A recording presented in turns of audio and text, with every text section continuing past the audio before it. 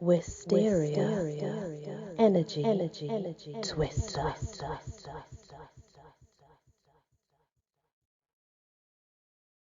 Hello everyone, welcome back to the Legends of Britany, the Lay of the Ash Tree. In olden times there dwelt in Brittany two knights who were neighbours and close friends.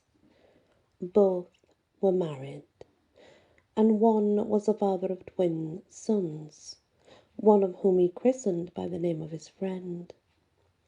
Now his friend had a wife who was envious of heart and rancorous of tongue, and on hearing that two sons had been born to her neighbour, she spoke slightingly and cruelly about her, saying that to bear twins was ever a disgrace.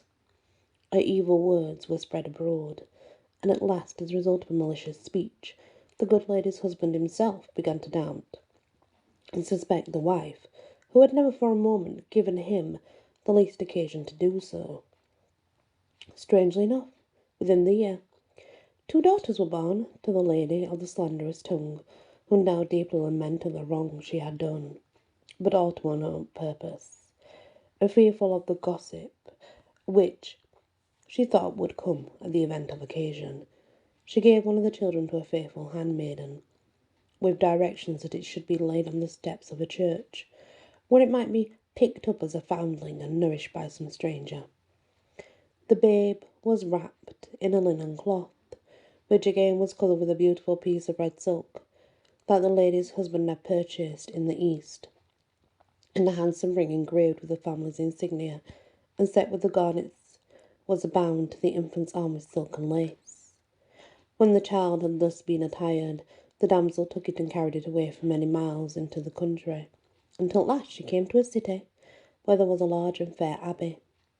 Breathing a prayer that the child might have a proper guardianship, the girl placed it on the abbey steps, as her mistress had ordered her to do so, but, afraid it might catch cold on such a chilly bed, she looked around and saw an ash tree, thick and leafy, with 4 strong branches among the foliage, of which she deposited the little one, commanding it to the care of God, after which she returned to her mistress and acquainted her with what had passed. In the morning the abbey porter opened the great doors of the house of God, so that people might enter for early mass. As he was thus engaged, his eye caught the gleam of red silk among the leaves of ash tree, and going to it, he discovered the deserted infant. Taking the babe from its resting place, he returned with it to his house, and awaking his daughter, who was a widow with a baby yet in the cradle, he asked her to cherish it and care for it. Both father and daughter could see from the crimson silk and the great signet ring that the child was of noble birth. The porter told the abbess of his discovery.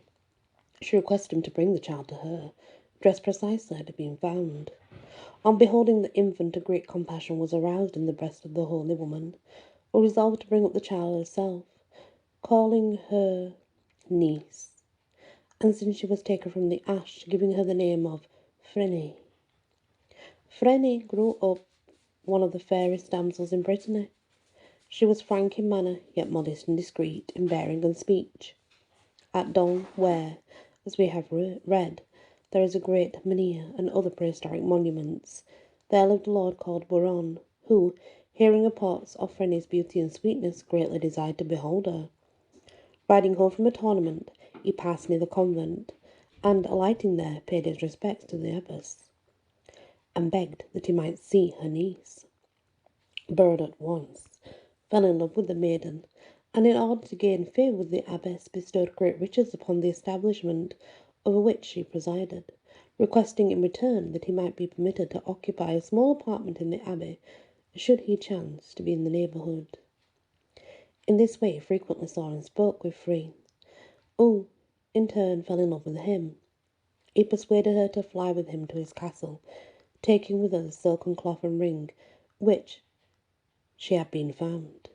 But the lord's tenants were desirous that he should marry, and had set their hearts upon his union with a rich lady named Caudray, daughter of the neighbouring baron. The marriage was arranged, greatly to the grief of Britanny, and duly took place. Going to Brun's bridal chamber, she considered it too mean, blinded with love as she was, for such as he, and placed the wondrous piece of crimson silk in which she had been wrapped as an infant over the coverlet.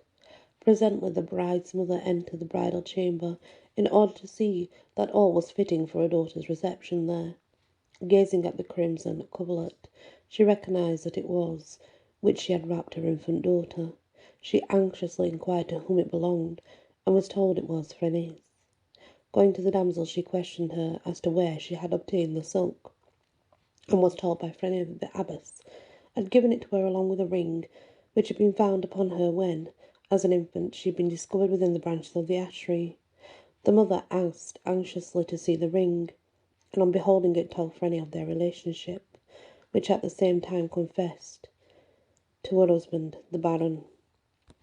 The father was overjoyed to meet his daughter he had never known, and hastened to the bridegroom to acquaint him was Phryne's story.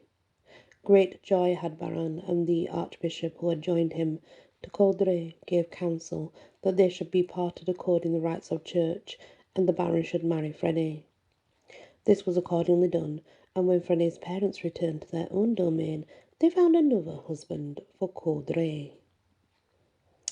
Interesting tale indeed. Thank you for listening to the Lay of the Ash Tree, and many blessings. Wysteria. Energy. Twister.